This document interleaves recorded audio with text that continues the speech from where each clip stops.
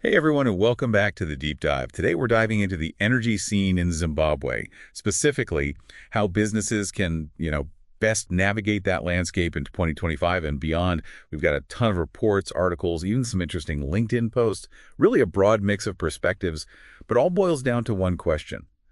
How can your business not just survive, but thrive in this environment? It's fascinating, looking at all these sources, they really do converge on one key theme. What's that? Zimbabwe's renewable energy market, especially solar, it's booming. And this growth is particularly pronounced in the mining and agriculture sectors. Yeah, and those sectors are huge energy consumers, right? That's got to be significant. Absolutely. These industries are vital to Zimbabwe's economy, but they're facing a perfect storm. Oh, how so? Rising energy costs, a power grid that's, well, let's just say it's not the most reliable. You can imagine the consequences, right? Yeah, I was just thinking, imagine a gold mine Mhm. having to shut down because of a power cut. That's going to hurt. Exactly. And the sources really emphasize that impact of unreliable power. So businesses are forced to rely on those expensive diesel generators. Uh-huh. I mean, that's got to cut into profits, not to mention the environmental implications. It's a double whammy for sure. Okay, so we've painted a picture of the challenges, but I'm sensing a but coming. There's got to be some good news in here somewhere, right? You're right. Here's the but. Even with all these obstacles, the demand for energy in Zimbabwe, it's actually skyrocketing. Really? Even with those challenges? Absolutely. The mining sector alone, it's projected to need, get this, a whopping 2,000 megawatts of power by 2025. Wow, that's a lot of power. How does that compare to their current capacity? Well, it's more than double, and we can't forget about agriculture. They're operating at like half their potential right now.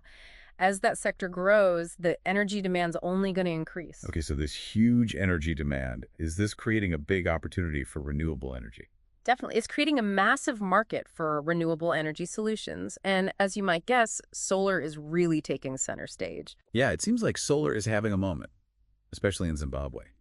It's not just theoretical either. The sources we've been looking at, they're packed with real-world examples. Bikita Minerals, they just finished a 12-megawatt solar plant. Eureka Gold Mine, they're building a 7-megawatt project. And Tanganda Tea Estates, they're seeing huge benefits since going solar. Those examples are so interesting, aren't they? They really show how adaptable solar is in Zimbabwe. It's not a one-size-fits-all solution. Yeah, you can scale it up for a big mine or down for a tea estate. And that reduction in reliance on the grid, that's got to be huge for these businesses. It really is. It means they can operate more efficiently and predictably, which is crucial in a market like Zimbabwe. Okay, so this is all very interesting, but let's get practical here for a second. If I'm a business owner listening to this, how can I create a winning energy strategy for my business in 2025 and beyond? We're not just talking about keeping the lights on anymore, right? This is about staying competitive, attracting investors, meeting those expectations of eco-conscious consumers. Absolutely, you hit the nail on the head. Strategic energy management, it's crucial now, and the sources we looked at, they all point to a framework for success. Okay, I'm all ears. What's this framework? Three key things: renewable energy integration, energy efficiency measures, and comprehensive energy audits. All right, let's break those down one by one. Let's start with renewable energy integration. What does that actually look like in practice? Well, at its core, it's about incorporating those clean energy sources, primarily solar, into your overall energy mix. So less dependence on the grid, more control over energy costs, that sort of thing. Sounds pretty appealing, but let's be honest, solar can be expensive. How do you get past that upfront investment? You're absolutely right. The sources acknowledge that initial cost can be a significant hurdle, but I think it's important to think of it as a long-term investment. Okay, so it's about playing the long game with solar. But what about businesses that aren't ready to jump in with both feet just yet? Are there some smaller steps they can take right now to start making a difference? Definitely. That's where energy efficiency comes in. It's often the low-hanging fruit. Things like switching to LED lighting, optimizing your HVAC systems, even just being more mindful of your overall energy consumption. Yeah, that's something every business can do, right? No matter how big or small. I mean, who doesn't want to save money on their energy bills? Right. And the sources highlight just how significant those savings from energy efficiency measures can be. They can even help to offset some of those initial costs associated with adopting solar later down the line. So you're saying efficiency can be a good first step towards a larger renewable energy strategy. That makes sense. Okay, so we've covered renewable energy integration and energy efficiency. What about that third pillar, comprehensive energy audits? Why are those so important? Think of an energy audit as a deep dive into your company's energy use. It pinpoints exactly where energy is being wasted and identifies opportunities for improvement. So like a financial audit, but instead of looking at your books, you're looking at your kilowatt hours. Precisely. And you'd be surprised how many businesses are leaving money on the table simply because they haven't taken the time to conduct a thorough audit. It's really the foundation for building a truly effective energy strategy. I get it. It's like getting a blueprint for a more energy-efficient business. And I imagine that's where you uncover those quick wins, the things you can fix relatively easily for a small investment. Exactly. It's about identifying those areas where you can get the most bang for your buck. It's like getting a blueprint for a more energy-efficient business. And I imagine that's where you uncover those quick wins, the things you can fix relatively easily for a small investment. Exactly. It's about identifying those areas where you can get the most bang for your buck. Okay, so we've talked a lot about the individual components of a winning energy strategy, but let's zoom out for a second and talk about the bigger picture. Why should businesses in Zimbabwe really care about energy strategy in 2025?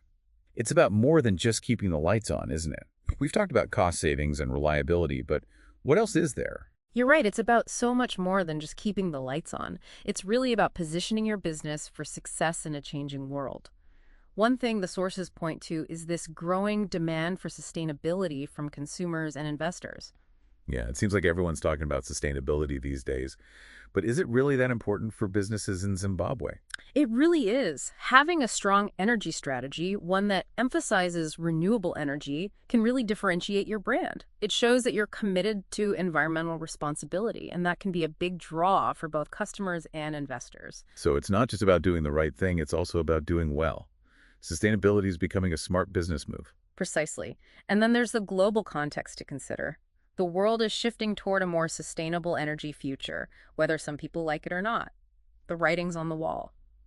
By embracing this transition, businesses in Zimbabwe can position themselves as leaders and tap into new markets and opportunities. It sounds like those who ignore this shift do so at their own peril. They're going to be left behind. I think that's a fair assessment. The businesses that adapt and embrace these changes, they're the ones that are going to thrive in the long run. Okay, so let's talk about what businesses can actually do.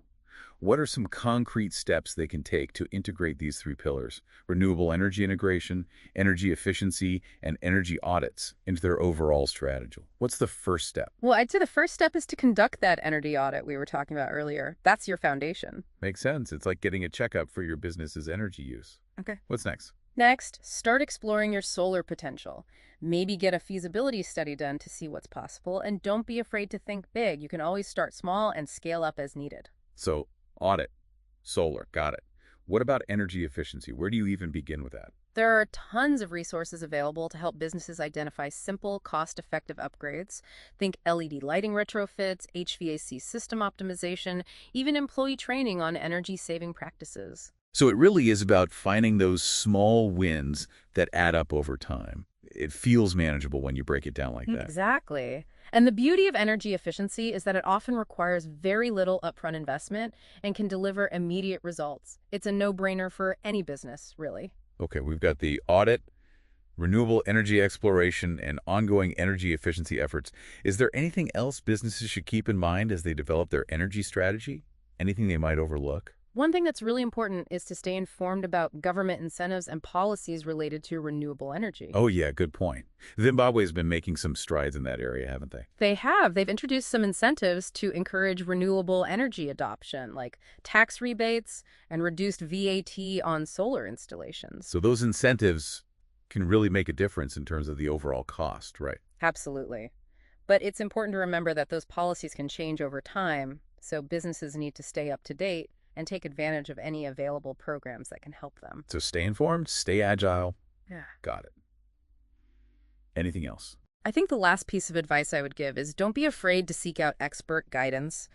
There are companies out there that specialize in renewable energy solutions. Yeah, and these companies can really help businesses navigate the entire process. Right, from those initial feasibility studies and financing all the way through installation and maintenance, they can really help develop a tailored strategy that meets a business's specific needs and budget. So finding a trusted partner who can guide you through the process is invaluable. Absolutely. Having that expertise and support can make all the difference. This has been a fantastic overview. I feel like we've really covered a lot of ground here, from the challenges and opportunities in Zimbabwe's energy landscape to practical steps businesses can take to create a winning energy strategy. But I think it's important to remember that this is about so much more than just saving money or reducing emissions. You're absolutely right. At its core, this is about businesses stepping up and taking responsibility for their impact on the planet. It's about recognizing that sustainability is no longer a nice to have, it's a must have. It's about making choices that are good for the environment, good for the community, and ultimately good for business. And the really inspiring thing is that all of the sources we looked at are full of examples of businesses that are already embracing this challenge. Exactly. They're not waiting for someone else to solve the problem. They're taking action now. They're showing that it's possible to be both profitable and responsible. They're setting a new standard for business leadership. And they're proving that a sustainable future is within reach. It's not some distant utopia, it's something we can create together, one step at a time. I love that. It's about taking action and creating the future we want to see. So for our listener who's ready to embark on this journey, what's the one piece of advice you would leave them with? What's the one thing they should do today to start moving in the right direction? Don't wait. Start today. Even a small step in the right direction can make a difference. Love it. Action is key. Don't just talk about it, do something. Exactly. Conduct that energy audit, explore your solar potential, implement some energy efficiency measures. Every action counts. This has been an incredible deep dive. I feel like we've covered so much ground, from the challenges and opportunities in Zimbabwe's energy landscape to the practical steps businesses can take to create that winning energy strategy. But, I think the biggest takeaway for me is that this is about so much more than just saving money or reducing emissions. It's about businesses stepping up and becoming a force for positive change in the world. You said it. It's about creating a future where economic prosperity and environmental sustainability go hand in hand. It's about building a brighter future for Zimbabwe and for generations to come. And on that note, we'll wrap up this episode of The Deep Dive. But before we go, I want to encourage you to reach out with any questions or thoughts you might have. We're always eager to connect with our listeners and continue the dialogue. Absolutely. We'd love to hear from you. So until next time, keep diving deep and keep striving for a brighter future. It's about realizing that sustainability isn't just a nice to have anymore. It's essential, right? It's a core part of doing business well in today's world. And, it's encouraging to see how many businesses are really taking this seriously and putting sustainability into practice. They're not just, talking about it, they're actually doing it. Yeah, you see it everywhere. They're not just talking the talk, they're actually walking the walk. Right. And as I was going through these reports, there's this one story that really caught my eye. And it was about this small textile company in Bulawayo. Oh, yeah. Tell me about it. And they installed these solar panels on their factory roof. Yeah. And get this, they're now selling the excess power back to the grid. Oh, wow. That's amazing. It shows how adopting these strategies can actually open up new revenue streams, right? Yeah, I mean, they're saving money, reducing their carbon footprint, and they're making money by being energy efficient. That's just brilliant. It is. It's a win-win-win. Talk about a smart business move. You have to admire that. Absolutely. And it really highlights this ripple effect that's happening. Yeah. As more businesses embrace these strategies, they inspire others to follow suit, and it creates this more sustainable business ecosystem. It's really encouraging. Absolutely. It's creating that momentum, that shift toward a more sustainable and resilient future for businesses in Zimbabwe. One company makes a change and it inspires others. Right, like a domino effect. One company and then another and another. And before you know it, the whole landscape is transformed. Exactly. It's the power of collective action. Imagine if every business in Zimbabwe took just one small step towards a more sustainable energy future. I mean, the impact would be huge. It's amazing to think about, right? Yeah. It's inspiring to think about the possibilities. And for anyone listening, you don't have to be a big corporation to make a difference. Even small changes can have a big impact. Yeah, absolutely. Even something as simple as switching to LED light bulbs or optimizing your heating and cooling system in your office can really make a difference in your energy consumption. Right, and that affects your bottom line too. Exactly. And let's not forget about partnerships, right? Yeah. There are so many organizations and experts out there that can help you on this journey. Absolutely. Like Solar Pro, for example. Yeah. They can guide you through every step of the process, from conducting energy audits to installing those solar panels. It's about having that support system. Absolutely. Don't be afraid to reach out for help. There's a whole community of people out there that are so passionate about building a more sustainable future, and they're ready to support you every step of the way. So as we wrap up this deep dive, I really just want to leave you with this thought. The future of energy in Zimbabwe, it's bright, but it's up to each of us to make that a reality. It's up to us to take action. What will your legacy be? Right. Will you be a part of the problem, or will you be a part of the solution? The choice is yours. I love that. And on that note, we'll bring this episode of the Deep Dive to a close. We hope you found it insightful and empowering. We encourage you to continue exploring these ideas. And please reach out to us with any questions or thoughts you might have. We're always here to help. Absolutely. We love hearing from our listeners, so don't hesitate to reach out. So until next time, keep diving deep.